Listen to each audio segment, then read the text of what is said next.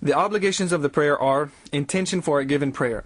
So when a person stands for prayer, they have an intention in their heart, and it is disliked to verbalize the intention, so it's in their heart. They realize that they're praying this specific prayer, either Dhuhr or Asr or Maghrib or whatever prayer it may be. And there's no need to specify the number of rak'ahs. If they say Dhuhr, then they don't have to say Dhuhr and 4 rak'ahs, and that I'm doing it in its time, qada, ada. They just realize that they're in the time, and it's time for prayer. They realize they're praying dhuhr, so that's the intention for the given prayer, and it should be done right before the takbir of ihram, right before the opening takbir. The second obligation is the takbiratul ihram, which is the opening takbir, and that's saying Allahu Akbar, and it has to be in that particular formula. Anything else would not work.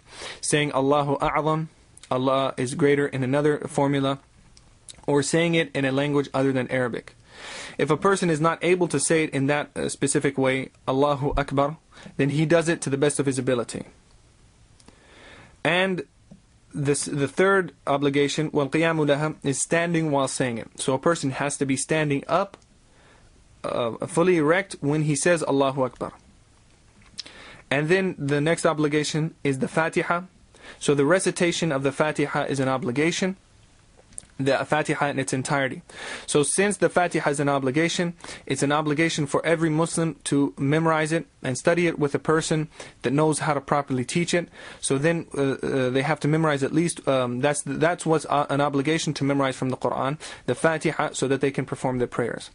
If a person is new to Islam, or he's just now made tawbah and come back to performing, practicing his Islam, he was already a Muslim, but he does not know the Fatiha, what he does is he has to read it or pray behind somebody. If he cannot memorize it before the prayer time goes out, then he would find somebody that has already memorized it and pray behind them.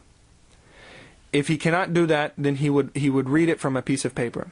And if he cannot do that, if he cannot read pray behind somebody, or study it himself, or read it from a piece of paper until he memorizes it, then the obligation of the Fatiha is removed from him. وَالْقِيَامُ لَهَا وَالرُّكُوعُ وَالرَّفْعُ مِنْهُ وَالسُّجُودُ عَلَى الْجَبْهَةِ وَالرَّفْعُ مِنْهُ. Also, standing while saying it.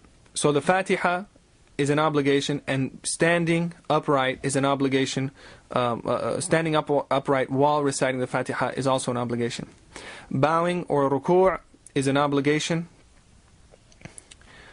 and the definition of the ruku' is that your back is bent and the palms of your hand are on your knees. And then rising from it. Another obligation is rising from the ruku'. So a person would not be able to go into ruku', into the bowing position, and then go immediately into the prostration without having risen from the bowing.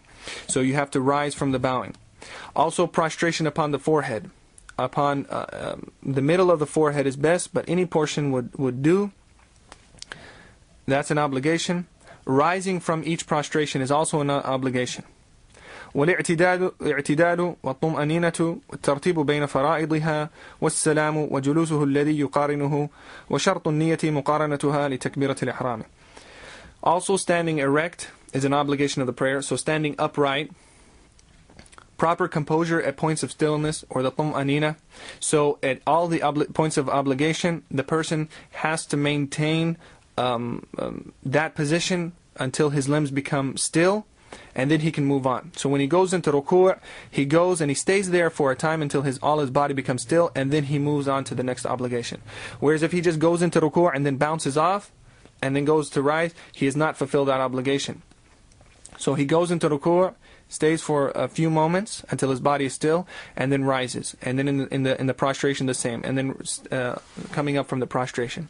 So at all points of the prayer, he has proper composure, and become still. Also, the proper order regarding the obligations. All the obligations that were mentioned have to be performed in their proper order. So a person cannot perform the Fatiha and then the prostration and then the takbiratul ihram, then the opening takbir. He has to do them in the order that it was mentioned. And then the first salam of ending the prayer, at the end of the prayer, when a person says Assalamu alaikum, that's the obligation. The completion of Assalamu alaikum some scholars say wa rahmatullahi wa barakatuh. That's not the obligatory salam. The obligatory salam is saying assalamu alaikum. Once a person says assalamu alaikum, he has now left the prayer. So that saying of salamu alaikum in that particular way is considered an obligation of the prayer. Also sitting during the final salam. So a person, when he says assalamu alaikum, he has to be seated and he has to be still. If a person says assalamu alaikum and he's getting up from the seated position, or he's not fully seated, then he has not said the salam while seated. So a person has to say the salam, assalamu alaikum, while seated. وشرط النية مقارنتها لتكبيرة الإحرام. The condition of the intention is that it be made at the time of the opening takbir. So he now mentions that the intention that is an obligation of the prayer has to be done right before the takbirat of ihram. A person cannot do it a few minutes or a few hours before the prayer and then stand up and just say Allahu Akbar without realizing what they're doing. They have to make the intention that this is dhuhr or this is whatever prayer it is that they are praying, and then say Allahu Akbar.